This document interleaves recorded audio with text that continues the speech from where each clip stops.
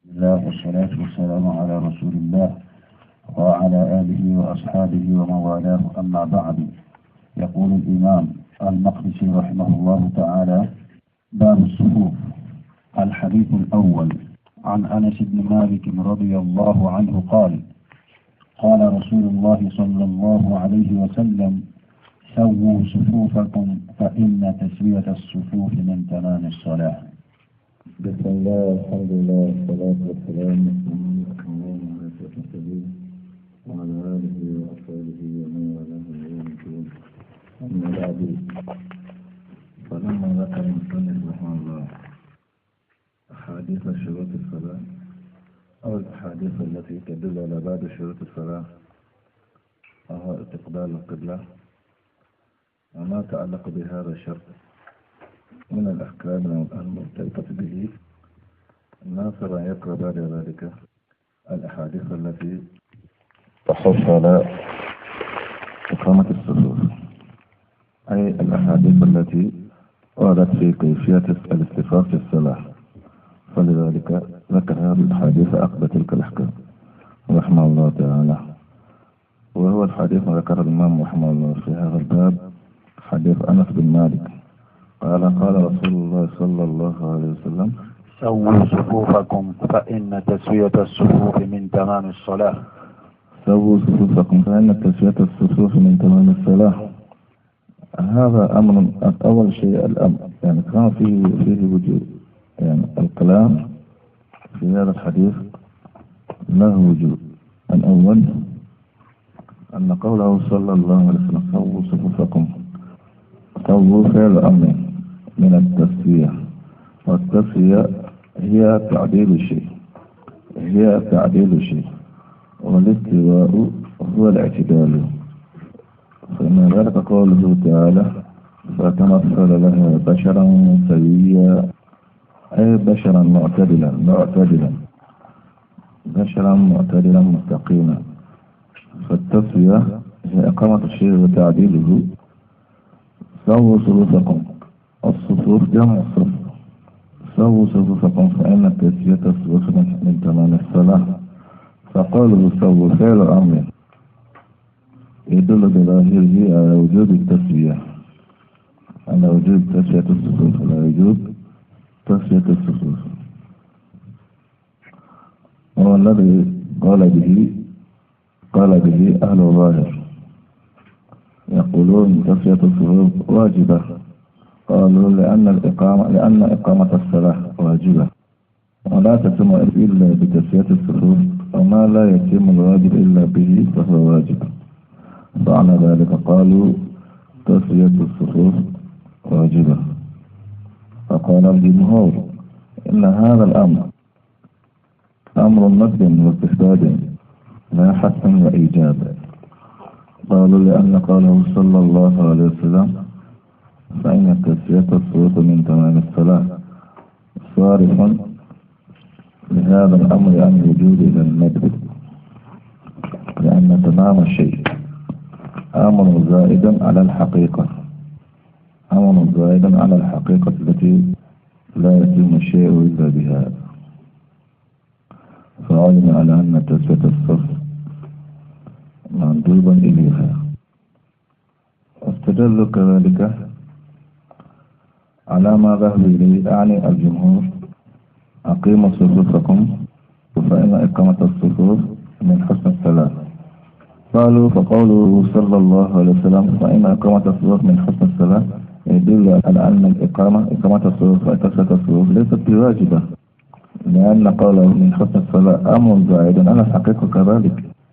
فدل ذلك على أن تسوية الصفوف مستحبة وليست بواجبة. والمراد هو الوجه الثاني بتسوية الصفوف أمران: اعتدال القائمين بالصفوف على سمت واحد، والأمر الثاني سد الخلل القائمة بها، أي بزيادة الصفوف.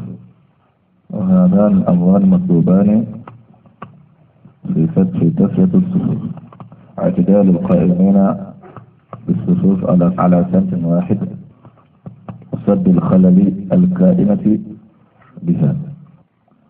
يدل على ذلك قوله صلى الله عليه وسلم فيما رواه الإمام أبو داود في سننه والإمام مسلم في صحيحه رحمه الله من حديث جابر بن سمرة قال رسول الله صلى الله عليه وسلم ألا تصفون كما تصف الملائكة عند ربهم؟ قلنا كيف تصف الملائكة عند ربهم؟ قال صلى الله عليه وسلم يتمون الصفوف المقدمة ويتراصون بينهم. قال صلى الله عليه وسلم يتمون الصفوف المقدمة ويتراصون بينهم. ورد في سنن أبي داود أيضا من حديث النعمان بن بشير وحاذوا بين الأعناق بين الأعناق فقل النبي صلى الله عليه وسلم وحاذوا بين الأعناق يدل على أن سد الخلل والاعتدال على سمت واحد هما مطلوبان في تسوية الصفوف أو في تسوية الصف. الحاذوا بين الأعناق وسد الخلل. وقال النبي صلى الله عليه وسلم في حديث فيما رواه أبو داود أيضا من وصل صفا وصله الله من قطع صفا قطعه الله. أخرجه الإمام أبو داود رحمه الله في سننه والإمام أحمد رحمه الله في مسنده. وجاء في حديث البراء بن عازب فيما رواه الإمام أبو داود رحمه الله والإمام أحمد رحمه الله كان النبي صلى الله عليه وسلم يمسح مناكبنا وصدورنا ويقول استووا واعتدلوا ولا تختلفوا تختفى قلوبكم. وهذه الأحاديث وغيرها مما في معناها تدل على أن المراد بتسوية الصفوف واعتدال القائمين بها على سمت واحد وسد الخلل الكائنة بهذه الصفوف. نعم. قال الإمام ابن دقيق العيد رحمه الله تعالى في كتابه إحكام الأحكام تسوية الصفوف اعتدال القائمين بها على سمت واحد. وقد تدل تسويتها أيضا على سد الفرج فيها بناء على التسوية المعنوية.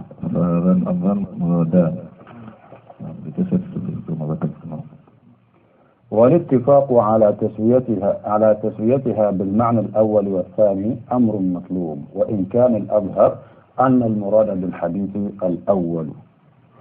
حتى أصلا أيضا يدل بعض الأحاديث على ظاهرها قصدي أن يدل غير بعض الأحاديث الأخرى على الأمر الثاني كذلك. نعم. وقوله صلى الله عليه وسلم من تمام الصلاة يدل على أن ذلك مطلوب، وقد يؤخذ منه أيضا أنه مستحب غير واجب لقوله من تمام الصلاة ولم يقل إنه من أركانها ولا واجباتها. وتمام الشيء أمر زائد على وجود حقيقته التي لا يتحقق إلا بها في مشهور الاصطلاح، وقد ينطلق بحسب الوضع على بعض ما لا تتم الحقيقة إلا به.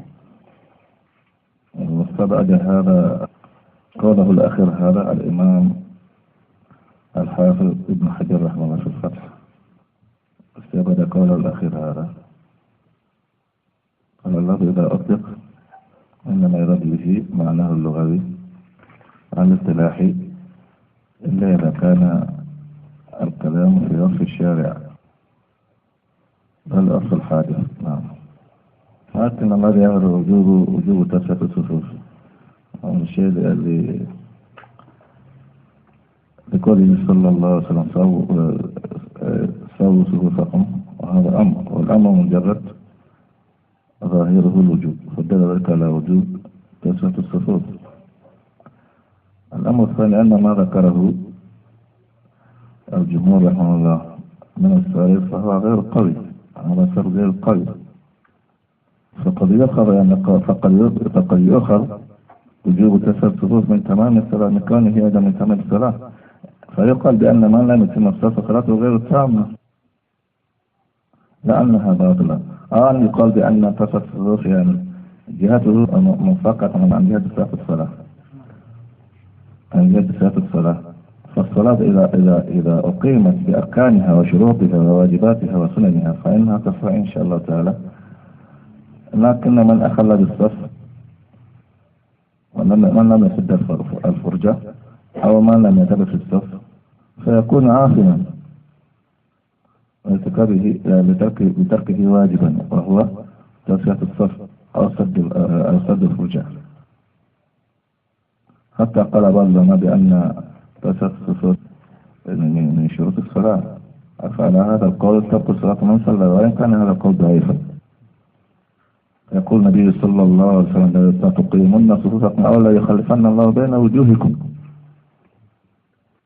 فالوضوء عيد على عدم إقامة الصفوف مشعر بوجوب إقامة الصفوف وتصفيتها، لأنه لا يعاقب إلا على ترك واجب أو فعل محرم، فدل ذلك على أن تسع الصفوف واجبة وأن سد الفرجة واجب.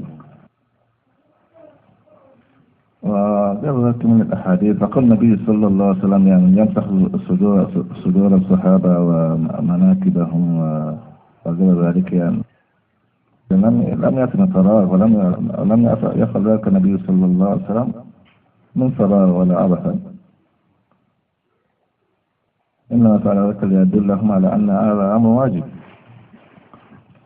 كما ظهر ذلك من النبي صلى الله عليه وسلم في النبي صلى الله عليه وسلم.